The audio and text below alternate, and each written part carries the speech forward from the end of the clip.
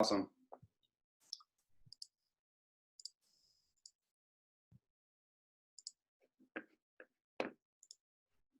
Okay, greetings and aloha, everybody out there. This is Ronnie Landis, and for some reason, your screen is fixated on the presenter at hand, Sebastian Cruze, I believe, if we're looking at the same thing, but the audio in the background is coming from me.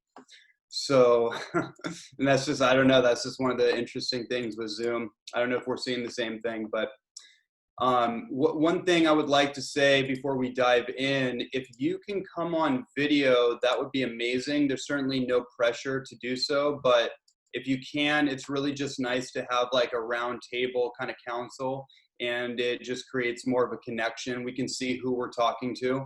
And that's always a nice thing when you're presenting information, especially to a new crowd of people.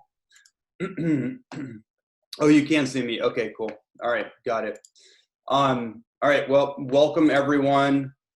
Again, Ronnie Landis here, and there's a lot I want to say, but I also don't want to take too much time because I just went through the presentation that my dear brother Sebastian Cruze here has for us, and it's quite elaborate to say the least. But Sebastian is a master synthesizer and just an incredible alchemist and architect when it comes to putting together ideas. And that's really what this is all about. This is about putting together ideas, putting together maybe elements or processes, ideas that may not have been put together, may not have been quite very well organized, let's say. And so me and Sebastian, we got on a call a number of weeks ago, and in classic fashion, we had about a 2-hour drop-in and really dove deep into a lot of different ideas, particularly what's going on in the world right now from a very grounded, very hands-on level, kind of on the like what we all experience on the surface, and then taking it to a meta level and everything in between. And that sparked a really amazing conversation that really translated into what Sebastian has been putting together for many years, all the years that I've known him over, I think the last 4 years we originally met. I'll share a little bit about that in a moment. But it was really this model for entrepreneurship that was so deeply holistic and connected to everything going on in the human journey. You know, what's going on ecologically, economically, what's going on, agriculturally. Like we just kind of like, it was a model that actually pieced together all of the, how do I say it, all of the evolutions or revolutions of evolution that are all taking place simultaneously. And I think we can all feel that, right? No matter what our focus is, no matter what our form of activism is, no matter where we find our focus going, where we find our attention, I think one thing is pretty clear, that we're all having a shared experience on the planet right now.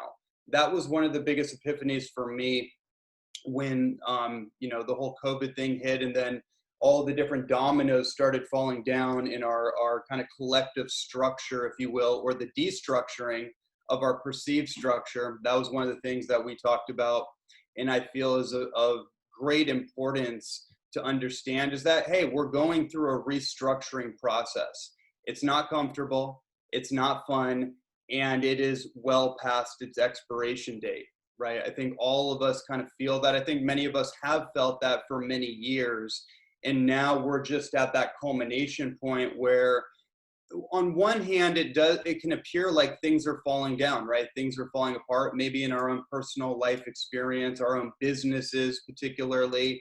Our sense of stability and certainty it's unstable, to say the least, right? We're all experiencing, and that's what I mean by the felt experience. We as a global population, as a global community, we're all having a shared experience of breakdown to breakthrough. Some people haven't had the breakthrough yet. Some of us have.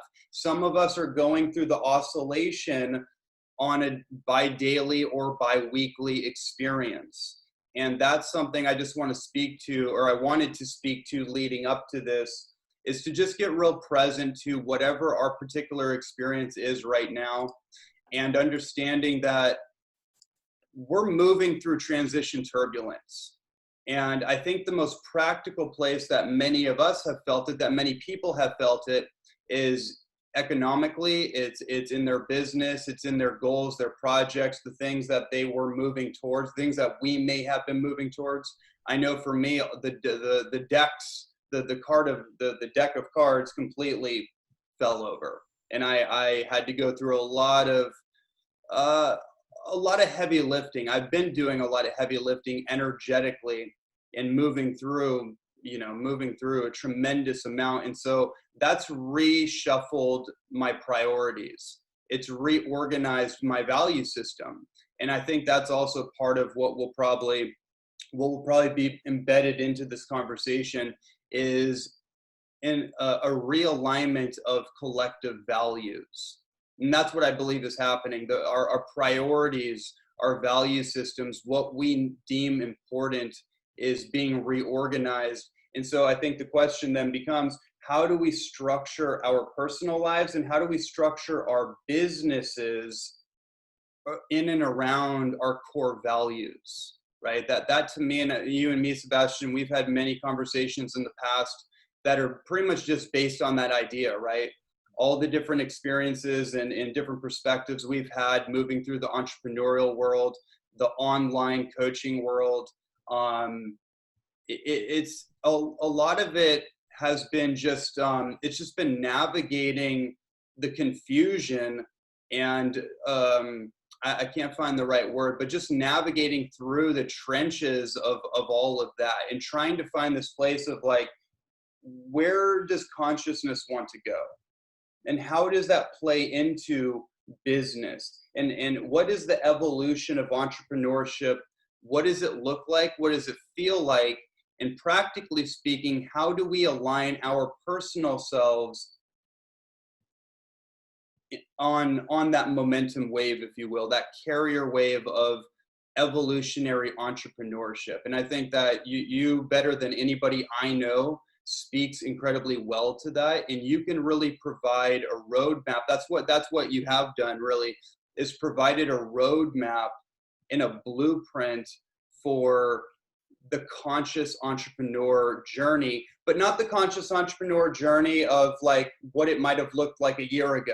I think that you've been working through that, but what it looks like from 6 months ago to this point, I think is significantly different than what it might have looked like before the dominoes started to fall, so to speak. Does that sound about right? Absolutely.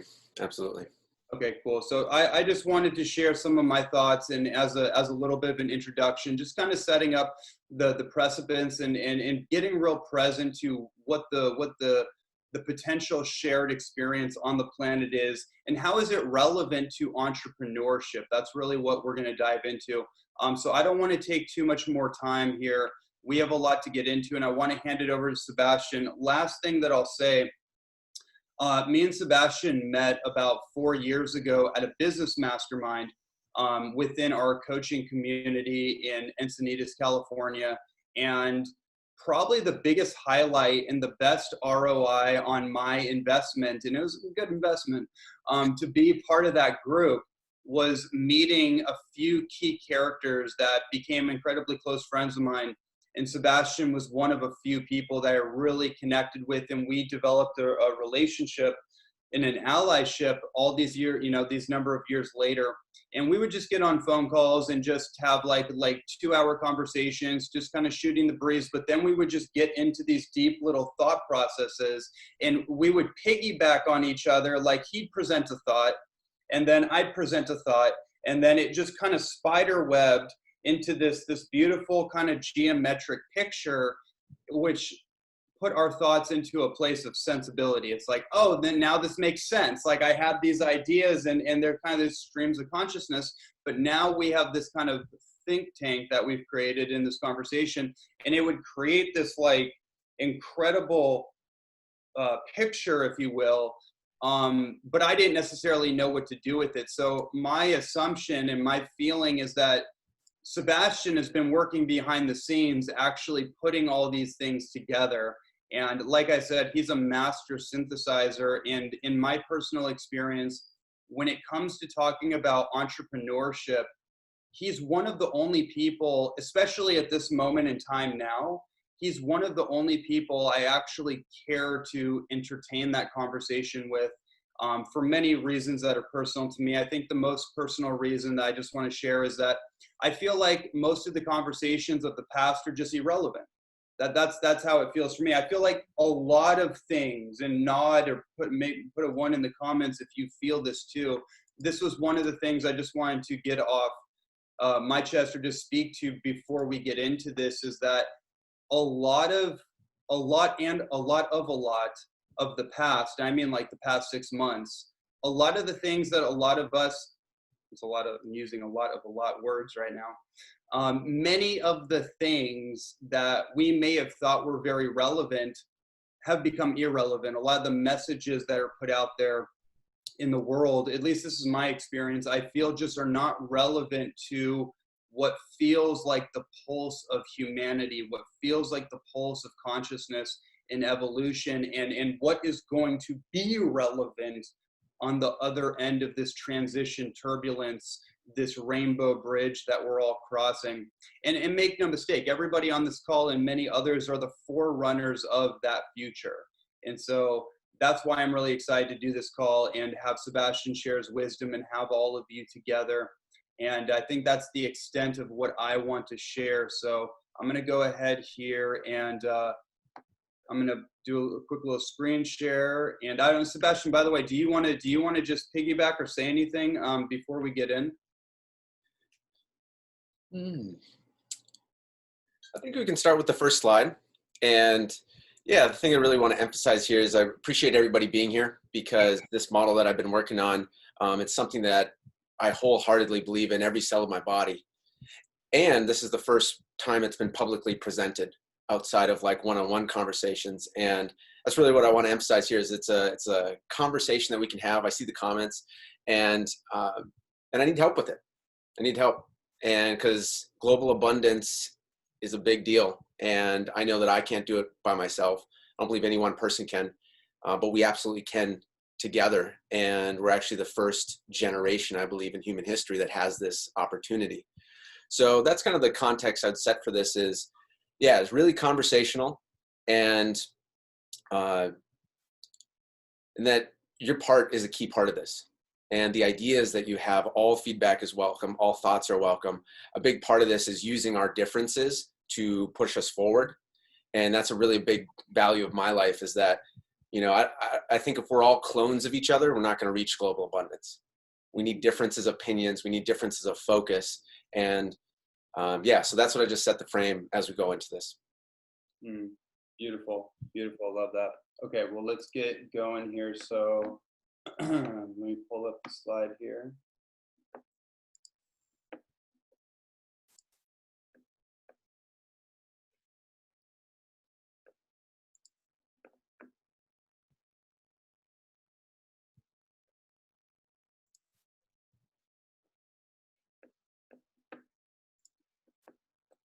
Okay, so today is the day for little minor technical difficulties. So I'm going to pop out and pop in because they just changed the setting. Hopefully, hold on, maybe I don't have to do. Oh, there it goes.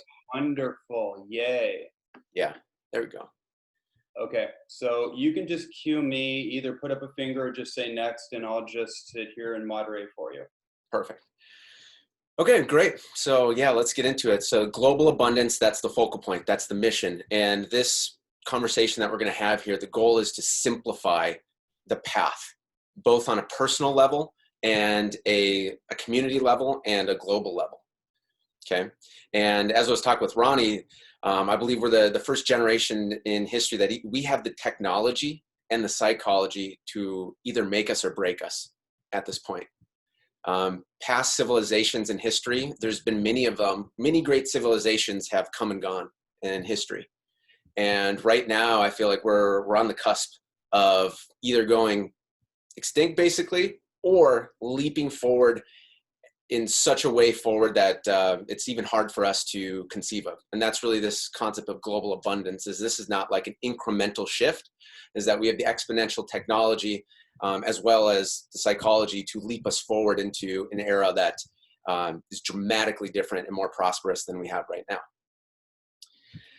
And yep, so you can go ahead to the next slide, Ronnie, please. Thank you. Yep, so the greatest leap in human history. The contributors, again, just really emphasizing that this is, a lot of people have played a role in this already, and I need a lot more to join in as well. So then you can go to the next one. And let's start with the vision here. So Nikola Tesla, in the next slide, says, the day science begins to study non-physical phenomena, it will make more progress in one decade than in all previous centuries of its existence. And this is where I see, like, I spent the last 8 years studying deeply into the esoteric spirituality area. And I've been very blessed to have mentors who've dedicated their entire lives to it. And what I'm seeing right now, and maybe you guys have felt the same thing, is that science and spirituality are getting closer and closer. There's new technology that's being able to describe things in the spiritual realm that previously we just didn't have technology for.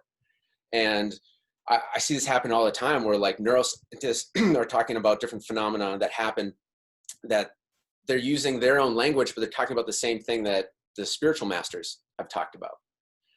And so, and the technology is just increasing as well. So you can go to the next slide. So the concept here, to just really keep it simple, is that global abundance is an incredible leap in prosperity for every person in the world. And so imagine the leap from like the classical Renaissance era to now. That's what I see, that we have this possibility, and also in our lifetime as well. And I'll get into the specifics of why I feel like that is available for us. And simply put, people have the opportunity to live longer, have the tools, and solve meaningful problems as well. So if you just go back real quick to that wheel, we'll talk more about this, but these are the 17 global goals set by the United Nations. And to me, what they mean is these are the 17 biggest problems in the world. So we solve these 17 biggest problems, boom, we're in a totally different chapter. And so that's the focal point here, is like, okay, since we have these metrics, and one of the things too is entrepreneurs, we love to keep score. We love to track things. We love to measure things. And I say, let's not throw that quality out. Let's just use that quality to our advantage and be measuring and tracking the right things that's moving us towards global abundance. And that way we can know that it's a very concrete, tangible thing. You know, for an example, life below water, you know, or the cleaning up the oceans. It's like, those are things that we can track, saving the rainforest. So some of these things still need to be built in, and I'd like to develop software in the future where we can see the numbers, we can see the scoreboard. And as we're moving forward, we can actually start knocking these out and moving forward, instead of it being kind of this intangible concept. Practical progress. And in the next slide, yeah, I think this is an important thing to remember. It's like the classical Renaissance was an explosion of human creativity, of innovation, of culture. And now I believe we're at round 2. And that's what the next one is like, there's very exciting technologies that are happening that are going to allow people to live longer, eliminate certain disease, like CRISPR technology, where they can edit the actual DNA that we have, curing blindness. These are the things that are happening, like they're trialing right now. And of course, with any of these, you know, it can be used for good or for bad. And which we're going to get into in the next chapter, so to speak, of this presentation. But right now, and yeah, you can go to the next one. This is just rapid fire. You know, it's like living a longer, healthier life. Life extension technology is advancing so fast. You know, so people living over 100, people living over 150. You know, imagine nano type technology that could be in your bloodstream and do repairs in real time. And as Ronnie and I were talking about, it's like, okay, what I see is, because my field of, like my foundational field of study is psychology. So I'm like, okay, people have longer time to connect to their purpose. They have longer time to develop their passion. And now with the internet, it's easier to make money with our passion than ever before. It's easier to connect to people who who are willing to pay for our unique value, whatever that might be, painting, business, all these different things. Whereas before we had to be so rigid in our lane of making money. And now, since we have so much more opportunity, that incentivizes people to follow the things that they really care about. And when we're following the things that we really care about, that starts getting us talking about our purpose. What's the service we want to do? And one of my big areas of research as well is famous geniuses in history. What did they do in their lifetime? What are the flaws they had? What are the talents they had? How did they develop? And so what we're seeing is like more time for mastery, and which allows people to be in their prime later in life. And just an example here is like, Joe Rogan's podcast, whether you prefer it or not, one of the interesting things is like, he's still on the upswing, and he just got $100 million deal from Spotify for all his podcasts. And I believe he's 52, so it's like kind of the prime of people's lives back then used to be thought it was like in your 30s. And now, I mean, people are living longer and not only living longer, but having stronger vitality with the different technology we have and just the nutrition. And yeah, so that's kind of like setting this frame. And, again, each of these are like deep topics, but like food for everyone, 3D printing for meals using cheap components. I mean, these are all things that we're already going in that direction. Interesting thing of like anywhere, go anywhere, live anywhere, it's virtual reality technology. And it's like, if we think about the cell phone, like the first cell phone that used to be those like big old bricks with like a green little screen where you could just type, numbers in it. It's like where things were back then and where they are now. I remind myself that where virtual reality is right now, I mean, 20 years from now, it's going to make this stuff look like, prehistoric. And so a lot of the themes here is like, we're not just increasing at an incremental pace, we're increasing at an exponential pace. So that goes into the next slide though, which is the problem, because we're getting exponential power at our fingertips. And in the next slide, Eric Weinstein has a powerful quote. He says, "We are now gods, but for the wisdom." And what that means to me is that we have the power that other, if we go back 100 years ago, 200 years ago, 500 years, like the power that we have at our fingertips is God level compared to previous humans, but the wisdom, we don't necessarily have the wisdom yet. And that could mean our demise. So I'll go through a few of these problems here. And Daniel Schmachtenberger does a really good job of elaborating on the different problems and the different layers, both vertically as well as horizontally. And so like in arms race, to kill faster from farther away, we know that with nukes, drones, viruses, of course, right now, information warfare, polluting traditional and social media with, biases, even known and unknown, and the levels of corruption, so these are all different things, and corporate incentivizing to not caring about people, not caring about the planet, and just caring about, moving the profit line. And the next one, global issues where, say global issues, national goals. So Daniel Schmachtenberger is really good at describing this of like, cleaning up our oceans is a global thing that's that we need, but there's different incentives based on the different nations. It's like, well, if all those other nations aren't going to spend the money, is nation B going to invest their resources? And so there's these different problems where it's thrown off by the national goals. Anonymous social media as well is like bringing out the worst in people. That's one of those things too. It's like, I think Ronnie, we were talking about too, like, I don't know if it was like the quote, like the boxer quote, that like, basically that people would say half the things that they say. So basically Mike Tyson, I came across a funny meme where Mike Tyson was saying, some of you have gotten so comfortable with saying whatever you want to people without getting punched in the mouth for it. And I thought, wow, that is so representative of where we're at with social media right now. Right. The people are saying things they would never say to someone's face.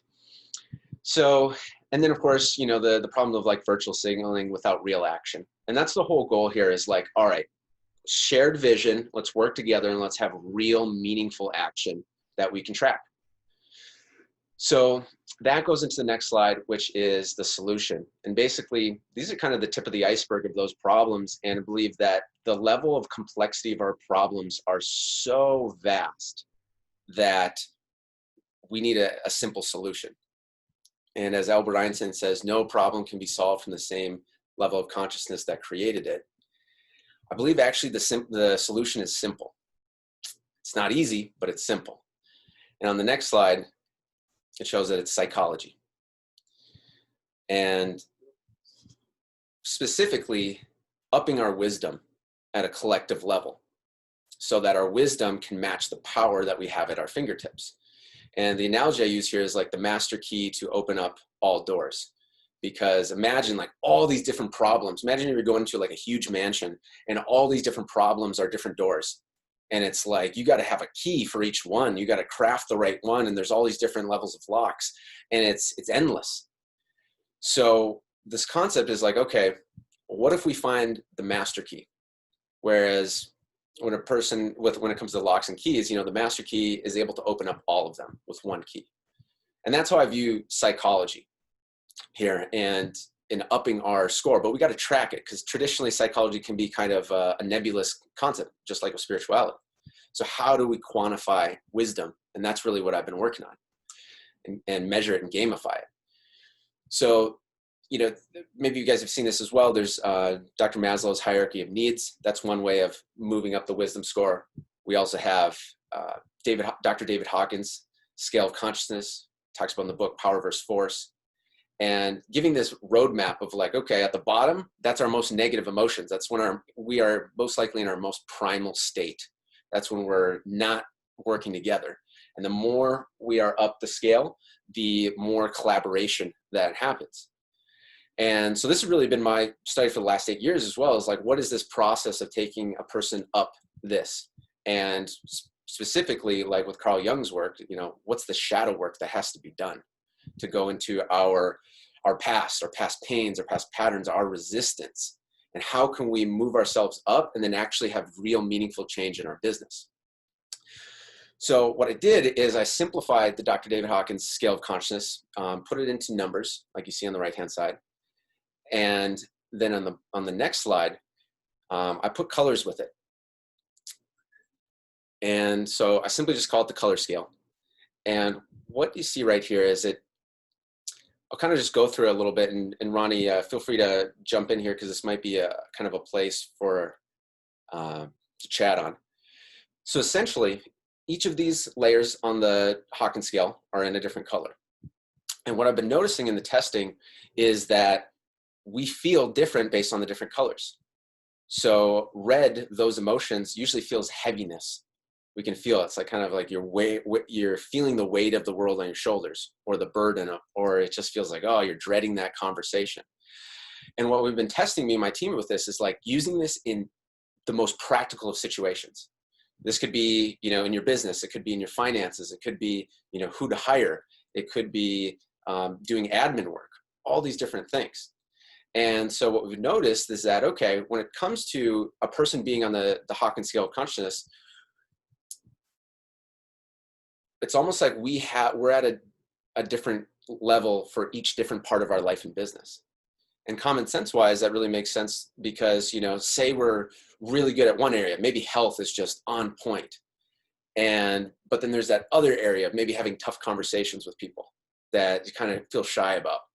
So what we develop software to do, like quiz software, is to analyze the different parts of a person's life and business and assign a different color for that. And then that allows us to see, okay, where are the points that we need to focus on? And the idea here, and what we've been finding, is that each color has a different level of creativity to it. So when we're in red, or that part of our business is in red, it's a very kind of like aggressive state. Like we got to like work harder and put more hours in, and a lot of defending energy. Whereas if we go into green, where it feels light and there's passion, solutions are flowing, ease, things start flowing better. So Ronnie, let's just check in with that, because Yeah, I I'm was so deep in it. I don't know necessarily what I forget what. Yeah. Well, I shared at the beginning. your pulse is accurate as always. So on this scale for me, I just want to share why I feel like for me this is the most important thing. And it really speaks to the expansionist consciousness as a almost like a systematic emergent property, so to speak, using that kind of language. And what I mean by that is that there is a system and a structure for our own inner evolution, our own what do I want to say? Well, here, let me backtrack and say it this way. The last couple conversations that you and I have had, the biggest highlights for me focused on this particular dynamic. And the last call we had really came alive for me, because what I realized, and this came up before the call, I wanted to share this idea with people, so it's really relevant right now. I assume that many of us, like many times in my life, we go through these periods of transition, and in that we can get into this transitional no man's land, as I call it, right? We're moving through a transition from maybe a prior identity, a phase of life, a focus that captured all of our energy, or going from whatever, I think the example is pretty clear. We go from one phase of life to another, and there's a midpoint transition that's not clear, that's not certain, that there's a mourning process, there's a letting go. It's kind of like this nebulous place where we lose a sense of identity, and we're having to go on the hero's journey, and then we come up to another level of, let's say, invigoration, another level of excitement. So that's what I'm seeing with this, and I want you to, if you can, speak to that for all of us, because practically speaking, the human journey is so important to understand that our business, at least I believe, our business is a byproduct, our entrepreneurship is a byproduct of the entrepreneur themselves, of the artist themselves. And this gives a roadmap, almost kind of like when you're in those zones and you're feeling your way through. We don't have a roadmap. We don't have something to understand the process. And we can stay in those places for a long, long time without understanding, like, hey, around the corner is lightness, right? Is ease, is passion. But right now I'm feeling like I got to muster up all the courage, and I'm feeling heaviness. So I kind of want to just, I'd love to elaborate on that point.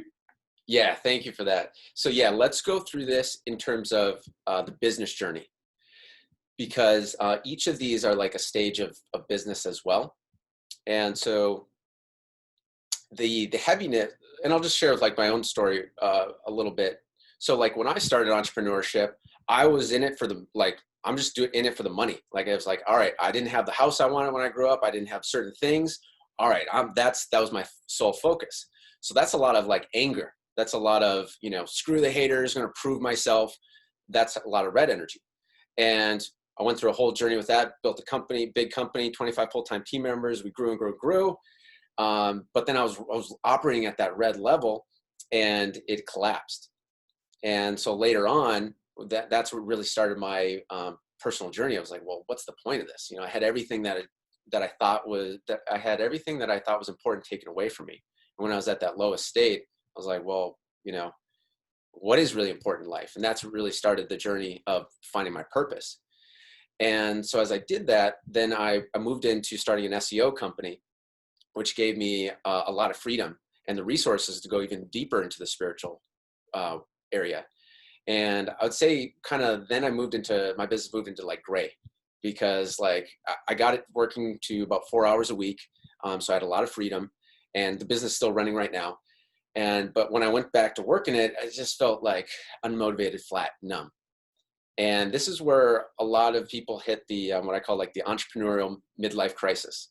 Right. And that's what and that's really, that's exactly what I was trying to convey. So thank you. Yeah.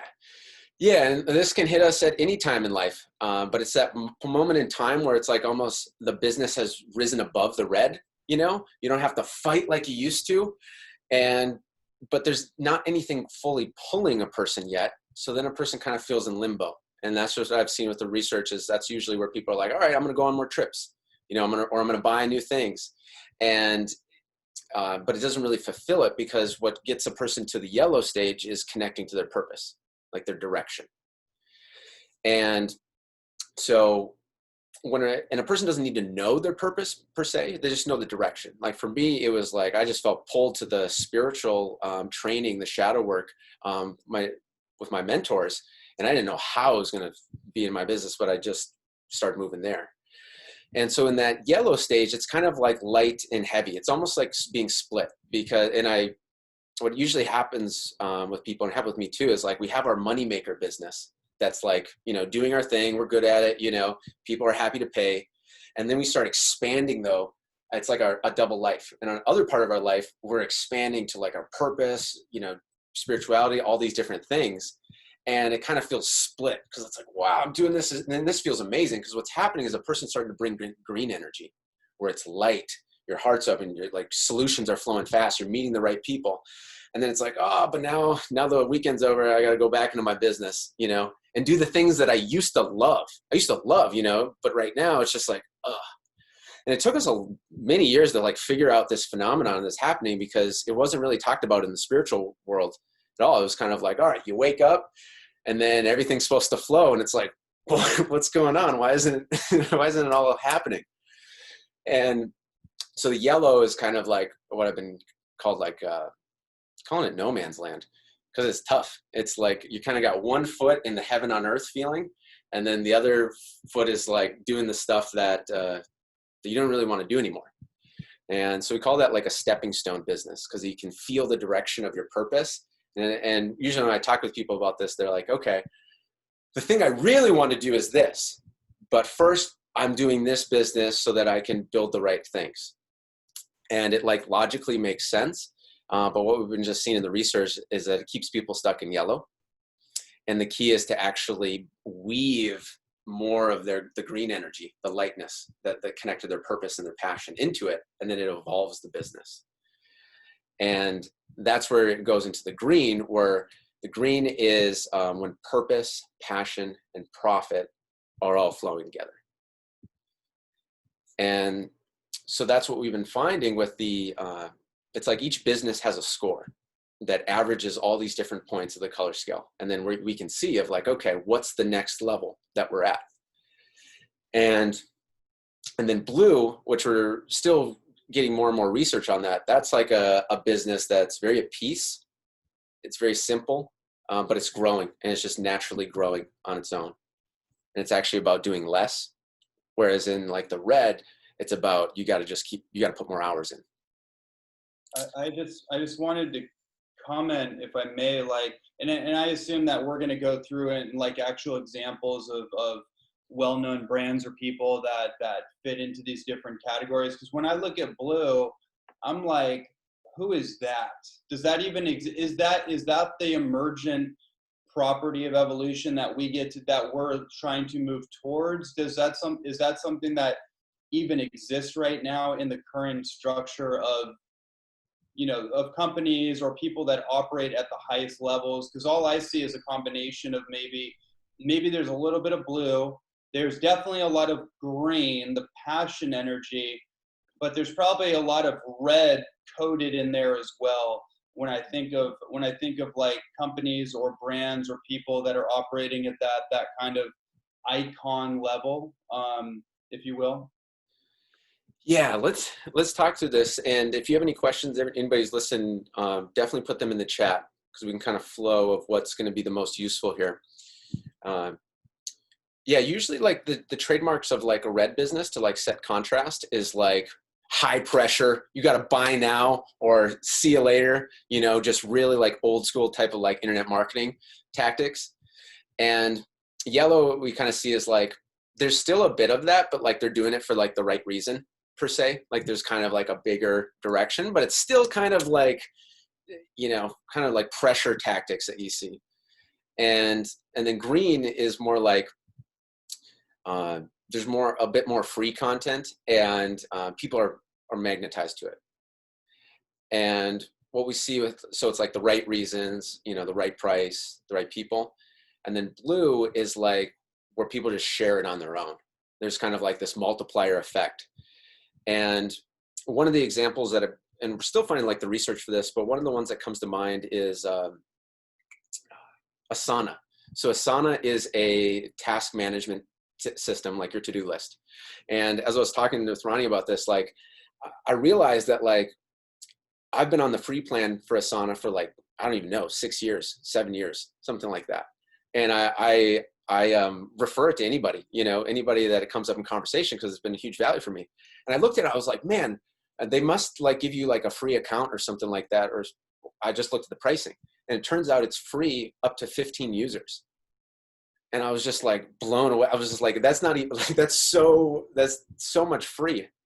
And so what we've been finding with Blue, and what I found with Asana too is like, they've got an evaluation of like, what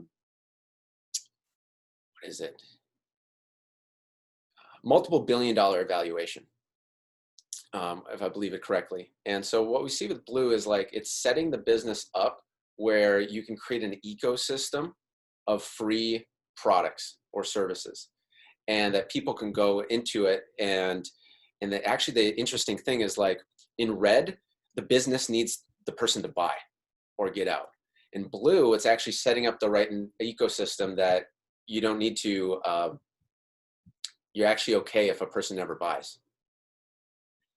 And someone said Canva as well. Yeah, so we see this, and that was really amazing to me. I was like, wow, so this is a $1 billion company that's doing this. So like having a blue business is really this next evolution of setting up environments that people can have value. And what happens is it creates a shared effect, because it's this idea that like, wow, these people are just giving this away, and they're not even asking for any money. Like obviously I can, pay more, but like I don't even need to. And that creates a more sharing thing, which, as we know, like when we are referred a product by a friend, that's way more powerful than any YouTube ad, Facebook ad that we could see. Another example of this too, which I believe is, I think like Joe Rogan's environment that he's created, where, there's so many people that have gone through how many of his own podcasts and never paid a dime. And that was one of the interesting things, is like when he came and did his comedy special here in Phoenix, Arizona, there was like 6 blocks blocked off downtown. I was like, is there a parade or something right here? But when he did his comedy special, it was huge. So that just really showed me too. It was like, interesting. Okay. So these are ways of giving value in such a way that when there is the time to pay, it's big time. So yeah, so those are a few examples. Where would you like to go from there, Ronnie? Yeah, that's beautiful, and we can keep flowing on to the presentation. So what I think, if anybody didn't pick up on what's being said here, creating an environment, and for many of us, creating a digital ecosystem that is so focused on providing value, right? Real value, tangible value, that becomes that. It's like the 80-20, whatever the ratio of that is, right? Like, so for example, I know for me, I'm thinking about, how am I doing that? Am I doing that? How can I do that? And I realized, well, my podcast facilitates that, right? People can go and listen to my podcast, and they can listen to all the different episodes. There's no pay to play. They can listen to their heart's delight. And that doesn't require that they invest anything. And then obviously there's courses and all these different things that I do, but it's paralleling this principle of giving value, but not just because I want to create customers, but because I'm actually passionate. I'm actually more passionate about providing that information and those info products than I am about the other stuff. So it's kind of this interesting. I think I've just kind of, I didn't have this, but I think that's one way that I want to just kind of translate that for anybody that might be thinking, thinking along those lines, or wanting to understand this? How does it fit in practically? You're essentially giving away at least 50%, if not more, of your best stuff, as a service, as a gift. Yeah, exactly. And what we find too is like it takes a little bit of tweaking to find the business model, the blue business model that's best for you. And so with like Asana, they have tons of big name corporations that have their entire, thousands and thousands and thousands of employees on. So it's like, they're just like, hey, let's just give it away to the, the small business owners, and if they don't pay anything, that's fine. So a couple of comments here is, I think it's really spot on. A person saying, Jordan says, key to blue is learning how to connect directly to Tao, God within yourself, surrender completely. Yeah, there's a lot of surrender in the green and blue levels. It's like the gateway to go from yellow to green is by letting the heart lead. And I always heard that in spiritual circles, but I didn't really understand the science of it. And the interesting thing is that we've got about 86 to 100 billion neurons in our brain. And we've actually got 40,000 neurons in our heart and 1 million neurons in our gut. So letting the neurons in the heart lead the way, I believe, is actually our way of letting our genius creativity flow through and navigate us like a GPS. And based on like Hawkins scale, the classical geniuses in history kind of maxed out at top of yellow, because that's the level of understanding. It's also the level of complexity, where it's like you understand all the different ways, so it makes it very complex. But to go into green, which is 500, is through the heart. It's passion. It's like if our heart isn't in it, we're not feeling the passion. So that switch starts happening into green, where the heart's leading, and it's counterintuitive. Another kind of like science-based approach to look at it is it's right brain. And even though like left brain, very logical, linear, traditionally associated with the masculine. And even though the right brain is just, right over here, I believe we actually have to go down into the heart and then reconnect up, because those emotions that are blocking us from really being authentic are pretty stacked. So in order to have whole brain thinking, balance of left and right and weaving them together, we've got to go into the heart. And I think there was one other item here on that one. Yes. So creating community. So creating community is very blue energy, because it's getting people from the same values together and allowing interactions to happen that you don't necessarily need anything from every single transaction. You're fostering an environment, an ecosystem. Okay. Awesome. Yep. Always from the heart. Heart leads the way. It's great comments. Yep. Awesome. Oh, okay. So yeah. And so everyone's talking about the heart here. So this is one of the ways that we've been finding we can use the color scale in practical decisions. So you can ask yourself like yes, no questions, and you can see, how does your chest respond to it? Does it open up and feel light, or does it feel closed? And that's what we've been using this for, because this helps people get real practical answers to real challenges in life and business. And that's one of the things I'd always heard in the spiritual circles, it's like follow your heart, or follow your highest excitement, all these different things. And to me, it was like, they weren't practical. I was just like, okay, I understand the concept, but like, I need to have this tough conversation right now. Or this person, all these different things that come with life and business. And so that's really what we've kind of found the nice way to make it practical. Is just like, does the heart expand with it and feel light, or does it not? And asking those yes, no questions. And sometimes it's a mix, that's a yellow. It's like, okay, well, it feels light, should I work with this person? It feels light, but then it kind of feels heavy as well. So then it's a process of like learning the skill of exploring that. It's like, okay, what about this working relationship feels light? What feels heavy? Okay, let's tweak what feels heavy. And yes, as Miranda said, spirit communicates for me always through the body. So this is what we've been finding is like, like I said, I started things in the spiritual world, so then I bring things to like the non-spiritual world. And this has been like such a great bridge, because people have been able to use it without having to believe in like all the spirit stuff that I do. So yeah, so I think we'll go on that. Yeah, and I think Joe Dispenza says that evidence is I can't remember the exact quote, but really it's all about evidence at this point, and evidence is just being able to produce results, right? Right. And that's really what you're speaking to, and that's the bridge concept that some of us may not be as finely tuned or feel like we're as, you know, as capable of providing, but it's really by providing the evidence, by helping people produce the results. And I just wanted to just note on that what you're talking about with the repository of the physical body. It's a feedback generating machine, right? Right. So that's why the bypass, the shortcut, the cutting corners does not work, because we know if we even a little bit of a white lie, our body records that.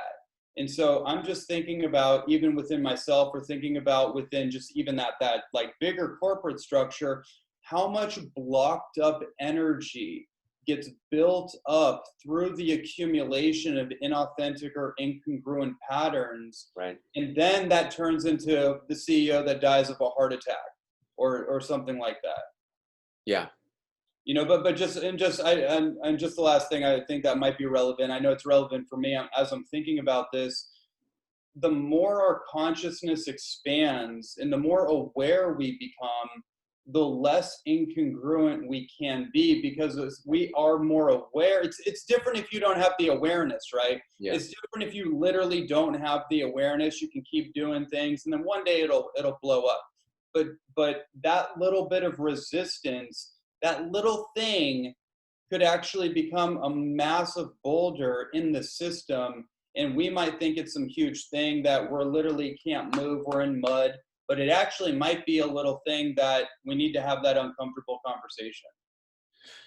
Exactly. Yep. And that's exactly what we've been finding too, is that as a business goes green or above, those little areas of incongruency need to be cleared out. Otherwise it can't cross the threshold. So this is the concept. This is what we've been, me and my team have been researching is, okay, being able to assign our business a score, which then the next natural step would be like, okay, corporations a score, and then countries a score, and then a global score. You know, and this is of course down the line, but it allows us to quantify the wisdom, and kind of like in a roundabout way, quantify the people actually following their purpose and their passion, but having it in a very tactical, down to earth way, because a person can't feel light and expansive if they haven't done the personal inner work. So let's go into the society.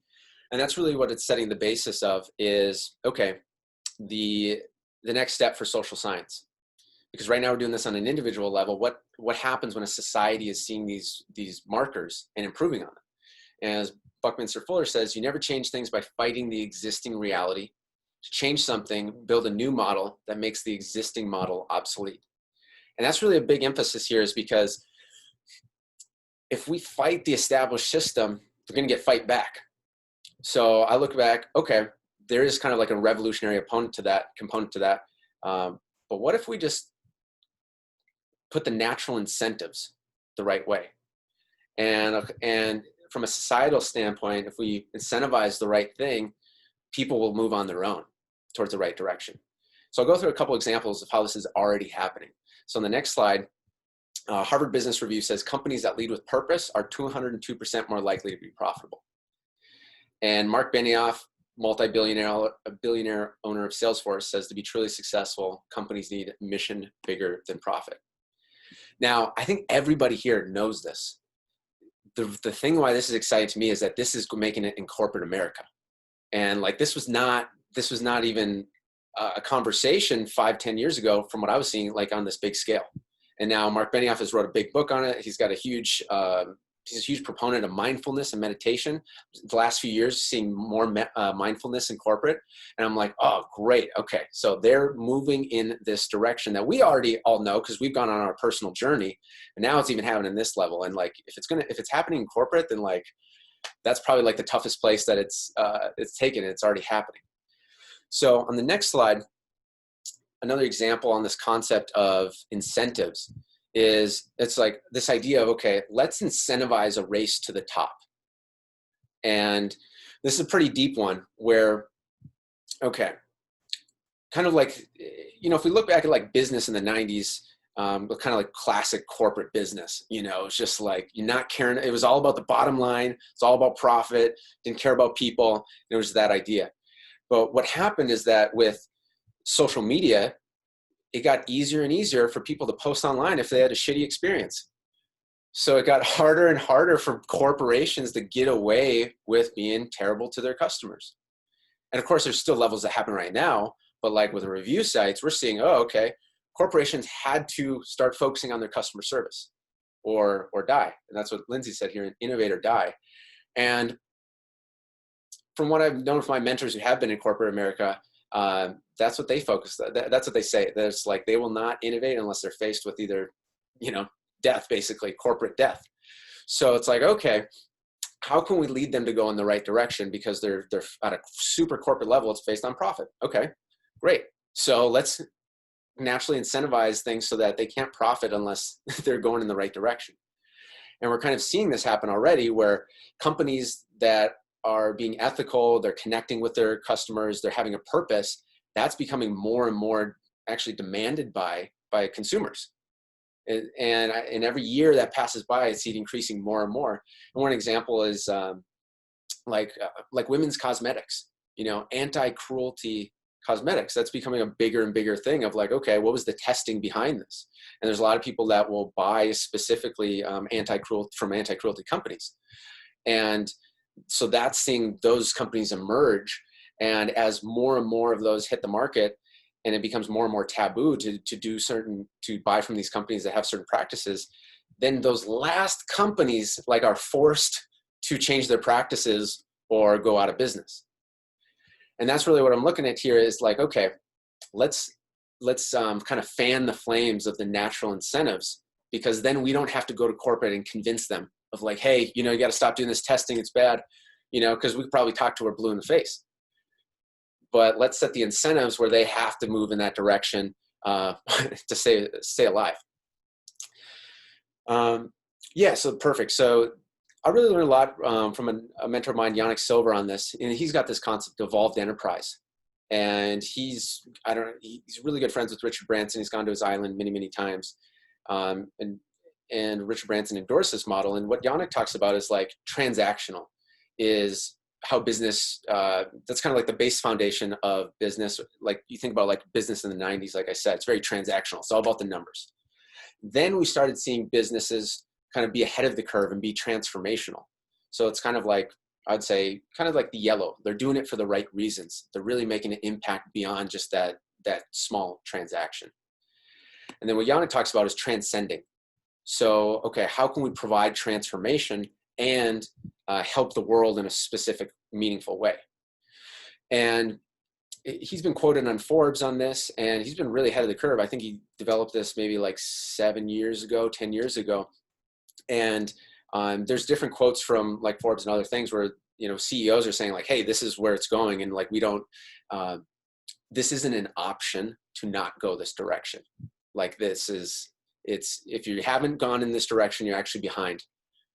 So and I've been seeing, as Yannick put this together maybe like 10 years ago initially, I've just been seeing this happen with businesses more and more and more, where where people want a cause with their business. They want to know who's behind it. And so then on the next slide, this concept of like, okay, what's your masterpiece? What's your masterpiece? What is that thing that in your business, what's your forever business? That's one of the concepts we use too, is this concept of like your forever business. What do you want to do for the rest of your career? And what is that thing that aligns your purpose, passion, and profit all together? And here's just some examples of like more and more entrepreneurs like using it to positively impact the world. Like with Elon's companies, I think it's very interesting that like those all solve specific problems of our civilization. Tesla, electric cars. Like we shouldn't be on fossil fuels. We really shouldn't. I mean, the amount of innovation that's happened in the fossil fuel car aspect is like minimal. Like it's like we're still pretty close to the miles per gallon of decades ago.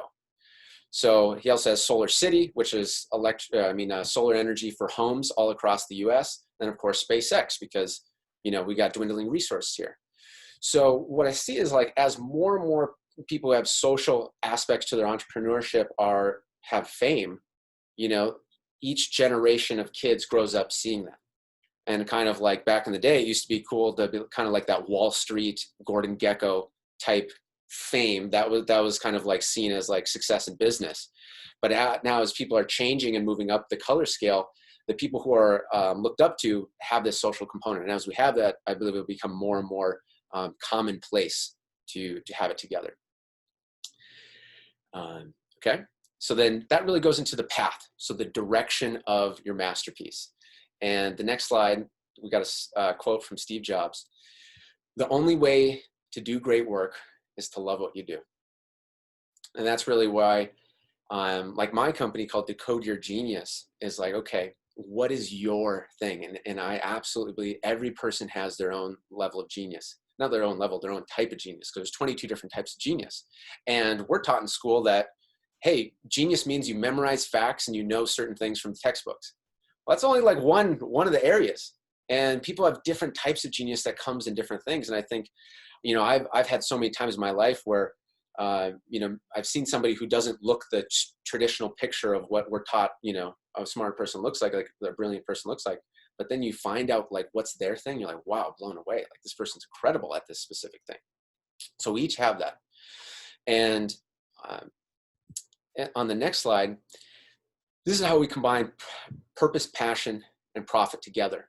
And this is where, if we kind of go back to those 17 global goals, this is how we can weave that to not only create the life that we want for ourselves, impact the area of the world that we are passionate about, but have it all come together. And so kind of like on the next slide is the steps to it I see is like, A, we raise our score on the color scale. That means our business flows better, it means we love our work more, because in green it's passion, purpose, and profit. We follow our genius path, develop those things for ourselves, and build our forever business. So I think this is a question to really go over, because like as I've studied different, you know, geniuses in history and gone through their biographies, you know, Leonardo da Vinci, it's like one person has changed the world with their masterpiece. Just one person, like it has rocked the world. You know, Martin Luther King Jr., Amelia Earhart, you know, flying over the ocean, showing what's possible. So it's like, if one of those masterpieces in our world right now, how would that change things? And since we're in an exponential time of technology and psychology, what would happen if 100 masterpieces were happening in our lifetime? How could that change the world? Or 1,000 or 1,000,000? And each of those geniuses back in history, they were the only one basically around. You know, in the Renaissance era, there was a few, but what is possible with all of us being alive at the same time, having our masterpiece connected to social change and moving forward? And that's really what I see as the basis here, is like, we're not on the cusp of like an incremental change. We're on the cusp of having the ability to just blast forward way beyond anything we've seen before. So I think, so these are the tools. And and then I think just to wrap this up, that's where like my mission with this is like studying the psychology and helping build the software and the support to help people go up the scale on this. And I've gone through my own journey on this. And one of the big things, as the blue concept, you can go to the next slide too. Blue slide was coming up. I realized like I had like my Decode Your Genius course for $2,500. And as I was kind of going through this research was emerging. I was like, man, that's not really, if global abundance is the goal and the mission, that's not really blue. And that really switched. And this was like a couple months ago. And it was like a big leap for me to do that. But what I've done is like, make it free, make the group free, and just help connect people that want to have this conversation and move it forward. And so that was a big change for me. And I feel like that was bringing more blue energy in. And so that's what I have. And you can go through the next slide is,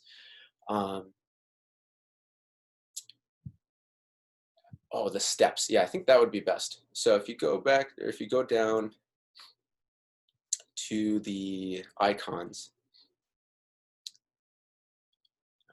slide 40 would be great. Yeah, so these are the steps when we talk about like building the forever business. These are the steps in decoding your genius. These are steps that we've found, and it's taken a lot of refinement. And so I think this is just a good to check in and see kind of which ones you feel would be the most, which one needs the most focus right now for you. And step one, we got focused. It's about the momentum. So that's moving up the color scale. Passion, it's about finding your true gifts. And what I find in the research too is we have natural talents that people see that we're good at it, but then we also have hidden talents. And often it's underneath resistance. That's the opposite of what we initially think. So that's about weaving them into our life and business. Creativity. I think one of the interesting things is that creativity as an extension of intuition.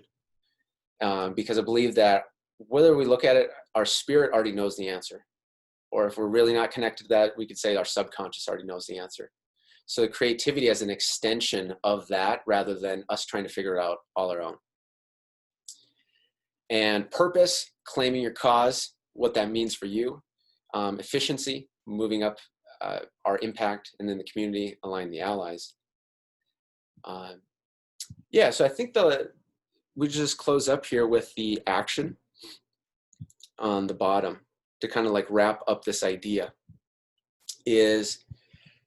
That's this whole premise. Slide 46. So that's the whole premise here is, okay, here's what we can do in our immediate life right now. We can focus on our personal masterpiece, like our forever business. And by nature of it being our forever business, it requires purpose. It requires passion. And we don't have to know it all right now, but we know the direction of it. And linking that to what global goal really gets you going. And that's the important thing is like, we don't have to be diehard passionate about each of these. And each of us will have different ones. And it really only takes one. And so like, for example, I know like mine, I'm passionate about education, psychology. You know, I know some people that that's not really their passion about, but you better believe they're passionate about animals. Absolutely.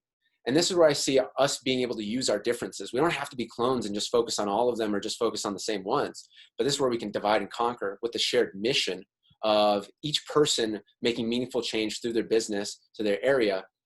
And that way we can all work together with it on a personal level, local level, and a global level.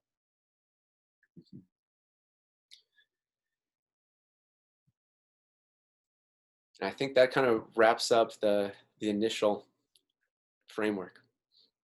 Okay.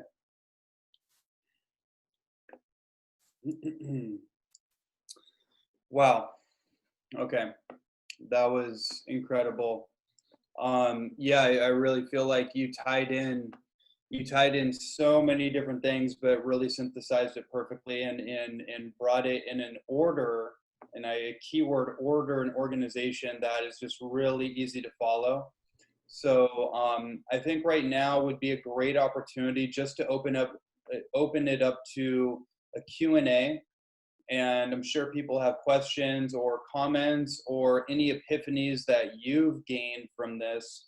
So we're going to go ahead and just open it up. So I think popcorn's, or did you want to say something, Sebastian?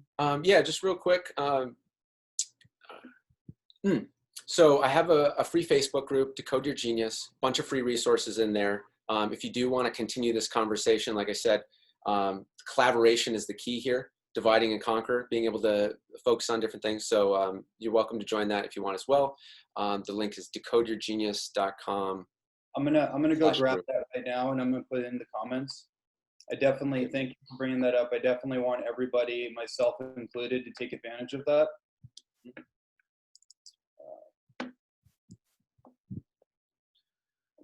screen just got right. There we go. Yeah, Jordan, I really love what you posted there. That's what I believe too. It's like if we don't raise the collective frequency, aka the wisdom, then we don't really have a shot. But if we do that one thing, then the problems will solve themselves because there'll be enough people being able to focus their forces. So while we're here, I'll just present an idea that came up for me. So most of my personal work for many years, and especially as of recently, has been almost exclusively focused on consciousness, Yeah. to the point where the only real source of stress in my body has been when it comes to the lack thereof of resources, energy going into my business, lack of more stagnation in those areas. But most of my so in other words, the consciousness development Mm. has gone extremely high, and high and wide and very deep. However, that hasn't necessarily translated in proportion to my business. And so I've felt, or other personal areas of my life, right? So I've felt that there's been this disproportionate allocation of energy that's created a bit of an imbalance. So one of the things, so this really just kind of became an epiphany for me, looking at your model and how you broke it down, and seeing that everything has to sort of flow together in parallel, right? It's like you can't you can't bring half of yourself up. You have to bring everything together, and it has to be congruent. Otherwise, there's going to be incongruencies in the way that I think many of us experience that, or maybe all of us experience it, is a stagnation in the body system. So this definitely gave another language for those times where I've experienced stagnation or frustration, emotional overwhelm, energetic overwhelm, and literally the inability to do very basic, simple things, in the practical world. So this oscillation of capability energetically. Yeah. Yeah, let's talk about that, because sounds like, yeah, so it's the transition that we go through in yellow, where I think, let's see, Angela said DecodeYourGenius.com didn't work. Okay, so I'll just put that, that's the link there. Yeah, so I think this is important to talk about, because I didn't see this really talked about in the spiritual community of like, okay, what's the transition of, like, say we wake up and we feel connected, but like, what's the transition of getting the business up to speed? And it's kind of like this idea of like, we build our initial business or initial moneymaker, whatever it is, or career with previous version of ourselves. And then as we level up and we're doing the personal development, we're doing the shadow work, boom, we evolve. But then it's like then we go back to our business was previous systems, previous culture, previous energy. So it's this journey, it's this process of evolving it. And there's usually there's three options when that happens. There's sell it, which is pretty rare because a lot of things have to happen to sell the business. Or people are just like, they get so sick of it and they're like, I'm just going to burn it to the ground. And I've seen that with a lot of, certain things where they're just like, I'm done. And really the third one is to evolve it. And so the practical way of that is like looking at the business and being like, okay, what parts of it feel heavy? And this is what we initially developed the free software for, is to look at, okay, maybe it's the marketing that feels pretty heavy. Maybe it's the sales that feels heavy. Maybe it's the product that feels heavy, finances, expenses, kind of all these really down to earth things that it needs to move up the color scale. And what we've been finding is that as each of those like micro parts or those categories of the business moves up the color scale, it opens up new momentum and creativity. And it's been pretty shocking. Like we didn't expect it to happen as fast, but it usually like within a week or so of like, say, moving things up.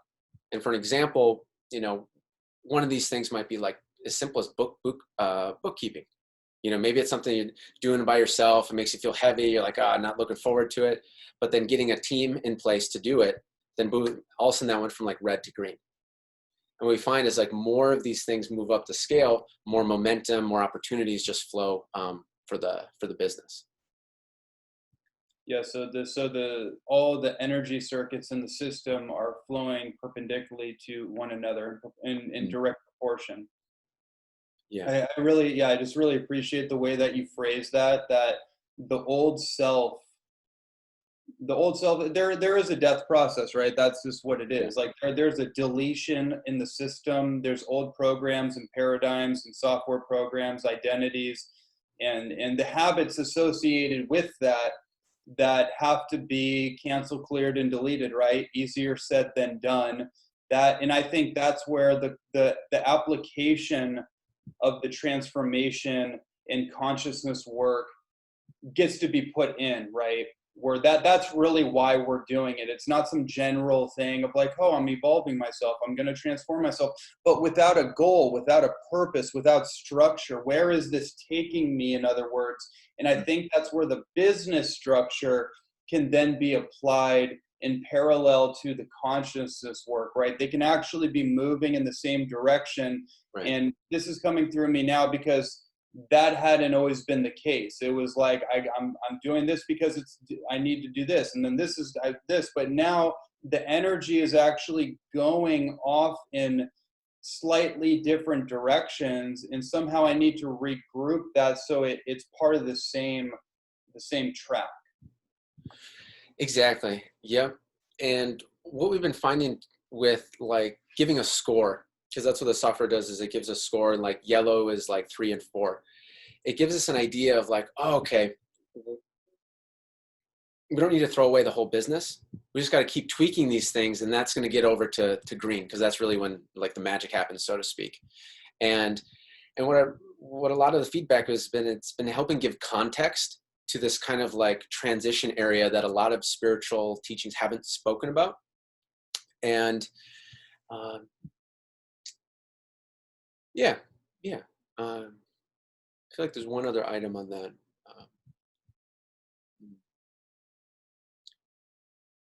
Well, a lot of the spiritual teachings weren't necessarily entrepreneurially focused or even relative to those times, right?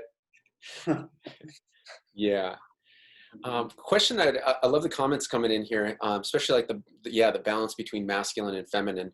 And that's really what it is like finding that flow for you, like in the actual business. The feminine is very surrendering to the purpose, fully surrender. And that was one of the comments that came up before. That's what it really takes, full surrender to the purpose. And then like the masculine energy of like focus, the linear things that need to be done, and finding that balance that's best for you, whatever that might be. Yeah. It's like yes. that just came up for me, full surrender, massive action. Mm. And it's the paradox. So it's like there's the paradox. If we're gonna, that's what keeps coming up for me, is like integrating the paradox of complementary opposites. Yeah. Yep. Yes, and it's almost like choose our own adventure. So what we've been finding is that you can have a business at any level of the color scale, and you can make money doing that. It's just what type of life do you want to have, you know? And we've definitely seen like red businesses where they're just like, fuck it, it's all about making money, you know? And they might make a lot of money, you know, but it's also a very aggressive lifestyle of always defending, always putting out fires, always attacking. So it's like you can do it. It's just what type of life do you want? And the green and above requires the balance of masculine and feminine, not the neutrality, you know, not like lukewarm, but being able to like hold both in each hand and weave them based on what's best for that moment. Yeah, beautifully said. So I wanna give space to anybody that wants to pop in for Q&A. I think doing it popcorn style would be good. Okay. So you can just go ahead and unmute yourself and share any comments, any revelations, any questions that you have for Sebastian.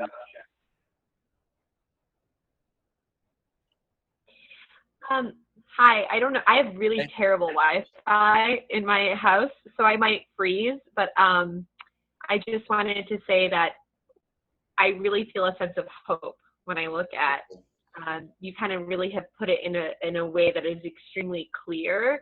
It's really easy to get kind of caught in, you know, all of the things that have been just, you know, circling around in our environment and getting really distracted. And part of my thing is I have so much purpose, but I get very distracted by, you know, sort of the things that are going on in the world. And it's bringing up a lot for me internally. And the really kind of hone in and love yourself there, but also stay with that motivation.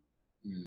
So I just want to say that in the midst of some perilous times we're living in, to have a, you know, community like this, to really have someone like you lay it out for us to say there is hope, is profound, and it really, you know, ignites the new flame under me to say it's like a refocus, right?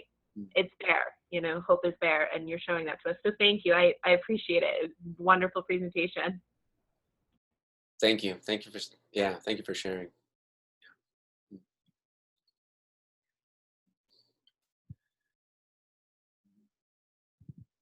Yeah, and kind of like to go on that too. What comes to mind is like, I think especially with this group, you know, we've gone on our own versions of shadow work and going into the different emotions required so that we could take the next step. And since we've been doing this in our own ways for so long now, it's like collectively, perhaps we can see that it's like, oh, society is going through some shadow work right now, you know, and that's kind of the way I've been seeing is like, there's been certain red elements in society that have kind of been swept under the rug. And now it's like all these different red areas are coming to light. And that's what the process is. And there's, you know, it's kind of like, that's what I see is like, we're moving it up to yellow for some of these things. And maybe we're not fully green, but at least now we're in the right direction as opposed to certain things swept underneath the rug.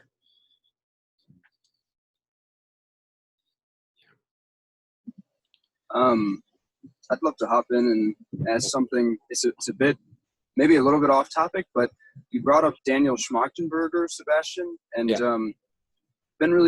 I've been a huge fan of Daniel's work, although been really interested in how his sense making and meaning making around Corona and how that's diverged from a lot of other.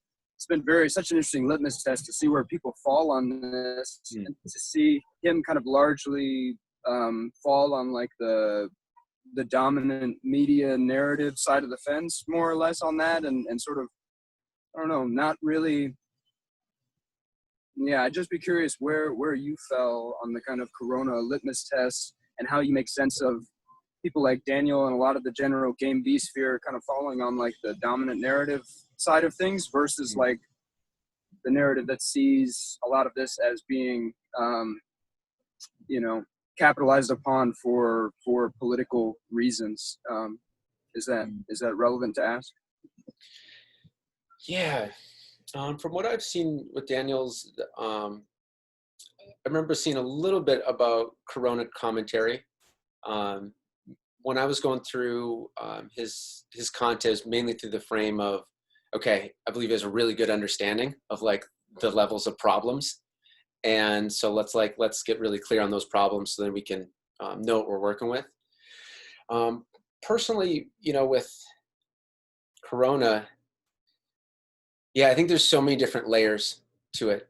If we look at, you know, so many different layers, whether it's corruption, whether it's nation to nation, whether it's all these different things. And I think especially when I've just learned in my company, it's like, especially when I was going through like my own personal version of like the fall and the hell, is like when things hit the fan, I always looked at, okay, what are the simple things that I can focus on right now? And for me, it's kind of this idea that there's certain things I believe in with the Corona and certain things that I don't take a strong stance on yet because I understand what I don't know on it.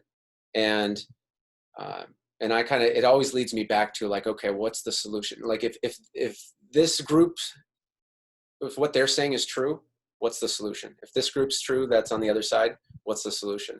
And I believe it always just brings us back to, okay, we got to up our wisdom score. And if we can do that, then everything can be solved.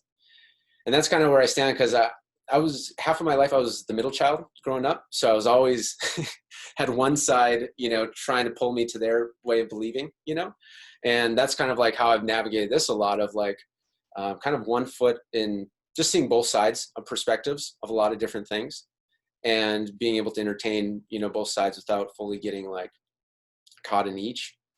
And that's my own personal belief. It's like, all right, what does this bring us back to? And for me, it's the simplicity of the wisdom score. Yeah. And kind of on that note too, you know, Ronnie and I spoke about this of like, that's why I believe we're ripe for right now, because as I was talking with Ronnie, the world is having the same experience. Like, what other time in history can we all be feeling the effects? Like, even with going to war, you know, it's like, all right, you don't necessarily feeling that every day of your life, but now we're feeling the effects of this every single day. Social distancing, things closed. So the entire world is having this level of this shared felt experience of unity. And maybe it's not like the unity we initially planned of like holding hands, but there is a unifying factor. And the greatest leaps forward, what I've seen is like, we needed something to connect that unifying, you know, at some level. And just like we've had in shadow work that we've done on a personal level, and I think that's a great framework, is like for us to look at the journey that we've gone through. And now we're seeing that play out on a collective level. And like, you know, I can speak from my personal experience, like, you know, it's not fun looking at the shadow. It's like our brain does everything it can possibly do to not have us look at our own shadow. So it's like we needed some experience on a societal level to like have us focus on what really matters. And we're seeing people that are using this to better themselves and come together. We've seen this people do the opposite, you know, and I think that's really what we're seeing is like red people in the red state of mind are going to use this in the red, you know. Certain people have an opportunity to move up. So from like a very, very big picture, I see of like, okay, if humanity was going to move its wisdom scale up, we would need something very dramatic at a global level for us to, you know, have our phones out of the screen for a moment and kind of think to, you know, where is this going? So that's kind of the underlying, I guess, positive to, of course, you know, many negatives, horrible things. Sebastian, one of the things you mentioned, I think just really kind of lit me up a little bit. I have a real passion for community. And Yeah. this, like my everything, all the work I've ever done has really been in community, and specifically, you know, youth and families in the inner city. Yeah. And right now it's such a pivotal time because we haven't been able to spend time with each other, you know, on the capacity that perhaps, you know, we haven't. I hadn't volunteered for anything in 4 months until today. And being in community, back in community, I value it even, I mean, just like astronomically more than I did when I was working in it prior to this coronavirus situation. So when you talk about everybody sort of going through what they're going, you know, we're all facing this, but everybody's like telescope, I feel like, is different, but everybody's being shown what they need to see. And I think that it brings us back to this kind of full circle to the central idea that we belong to each other, and community is now, I mean, I'm watching people come together about homeschooling and just so many things that I've prayed for so long. Who would have thought a pandemic would open up all those doors? So just kind of keeping that perspective too, that, you know, a lot of doors are closing and I'm grateful for that, but so many are opening. So again, really encouraging stuff. Thank you. Yeah, exactly. And that's such a great point. It's like we're seeing that we're community creatures. Like it's wired into our DNA. And it's like we kind of we forgot it for a bit, you know, just the different devices and all this new technology. But yeah, it's like, you know, I really appreciate you sharing that, because I've felt that and seen that too. And like, oh, wow, we're wired for community. Yeah.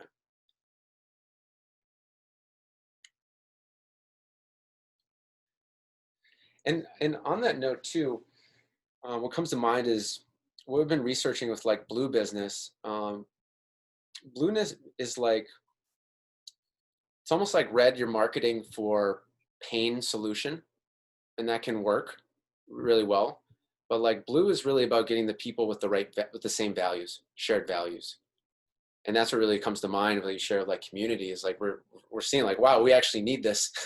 And we also need like, you know, face-to-face interaction. And we're seeing like how powerful it is just to be in the same room with someone, you know, like Zoom is amazing, yet it only goes so far. So I think that's a powerful thing for each of us to think about is what are our true values, and you know, uniting our own communities with that. I think one of the powerful things too is like when we have shared values, we don't have to agree on everything. We don't have to, you know, believe everything. We don't have to be clones of each other. And that's great, because you know, I used to be my way or the highway. You know, that's how I ran my company. That's how I was. And it took a lot of experiences for me to realize, like, oh, wow, difference of opinion is actually one of the most powerful things. Like, it's got to be done in a respectful way, in a constructive way. Yet when people have the shared vision and they got different viewpoints, that process is actually better than any one viewpoint. So I think that's powerful for us to think about, especially in social media today, where it's like there's so much blasting back and forth on the opinions that we have, where it's like, okay, we're going to align with the same values, then we can use our differences, then actually become beneficial rather than divisive. Mm-hmm. Yeah. Blasting opinions versus perspectives. Yeah. All loss of perspective, but everybody has an opinion.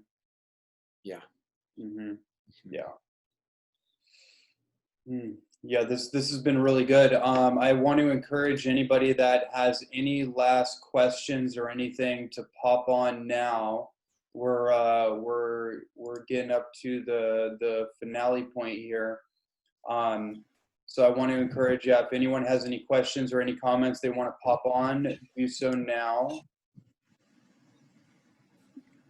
I'd love to ask something else of you guys. One thing that I'm seeing, curious to hear your feeling on this, is that it feels to me like right now one of the most pervasive blocks still in the spiritual conscious and psychedelic communities are major blocks actually around money and business. There's still a lot of these limiting beliefs that money is the root of all evil, that business is what's bad for the earth. There's like huge kind of dissonance.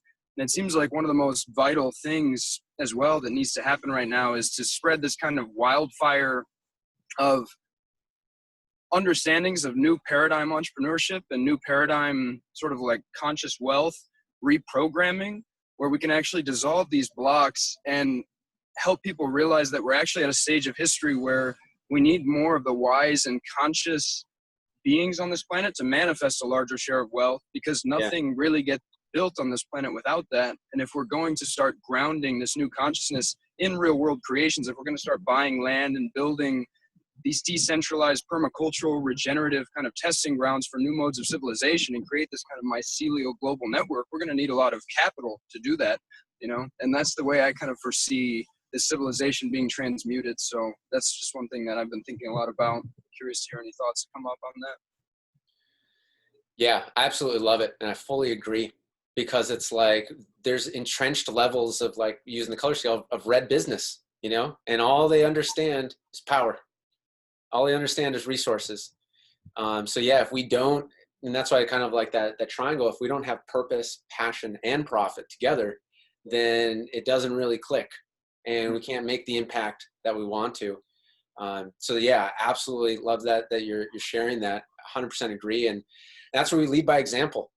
So it's like one of the things I've seen, and maybe you guys have seen this as well, is like, you know, I can talk till I'm blue in the face of to, you know, try and convince somebody to do, you know, something personal development. This come up in, you know, friends, family. And it's like, you know, people change when they see the change in us, you know, and when they lead by example. And so I think that's an example with us, is like, all right, let's get those things rocking in our business. And then that starts leading the way. And the amazing thing about our species is that we problem solve. We problem solve and figure things out. So I think the more and more people leading by example in this way, it only takes a few for the rest of people to say, whoa, I want that, you know, and they figure it out for themselves. Yeah. Well said. Well, how do we tie a bow on this one?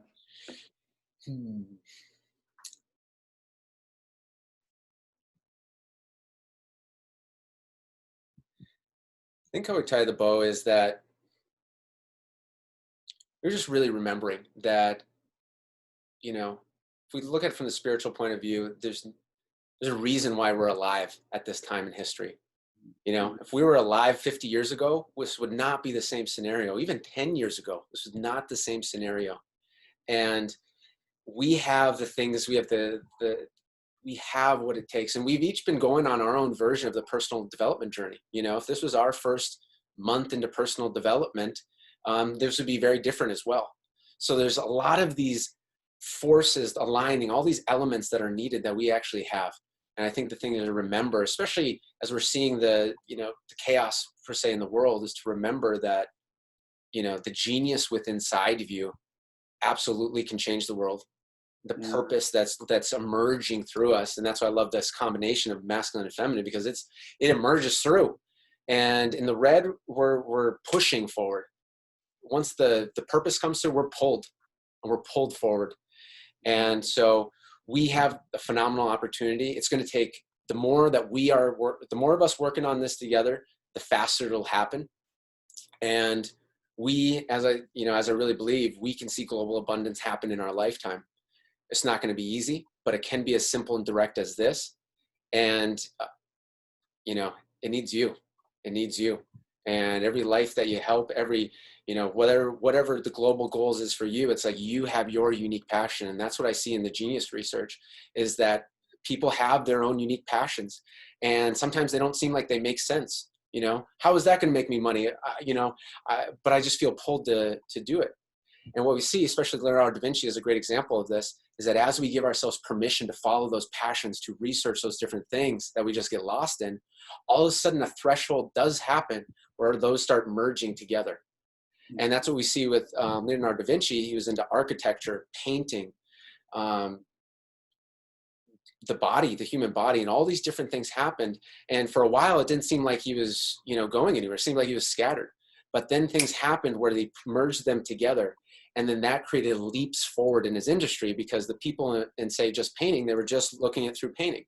Whereas he was actually dissecting cadavers, bodies, to find all the different muscles in the face, all these different diagrams, how the light shone on them. So that would be my thing. It was like, especially now during, this lockdown, is those passions that you have. And, I started off very left brain, and my brain would be like, how is that passion going to make you money? How is that hour going to make you money? Focus on your business. Then when you're retired and rich, then you can do what you really want. Well, what I see from the research is that actually slows down the process. And the more that we weave those, and of course you got to take care of your responsibilities, do what you got to do. But even an hour a week, even in the mornings, weaving those together, and that rocket fuel of passion moving forward, that's what will change. And that's what will change us. That's what people see the difference. And that's how we can do it. Mm-hmm. Beautiful. Beautiful. Well, I hope everyone enjoyed this immensely. I assume you did, seeing as you are still with us till the very end. Sebastian, I just want to thank you so much for taking the time to put this all together and commit to your genius, decoding your genius, and helping everyone else do that as well. I really enjoy all of our conversations, and looking forward to many more. And so I just put the link to your Facebook group here in the comments. I'll be joining that as well. And yeah, just taking it all in. Yeah, and definitely recommend Sebastian's resources, his website, the group, obviously, and I'm looking forward to seeing all that's going on in there. And I know that you have a lot more going on that you can introduce to people and kind of broaden people's perspectives. And just keep activating genius. As you said, that's why we're here. And there's nothing else that needs to be said on my part. Wonderful. Well, thanks for having me, Ronnie. Thanks for leading the way. And thank you to everybody here for partaking in this conversation. Thank you, Ronnie. Yep. Awesome, everyone.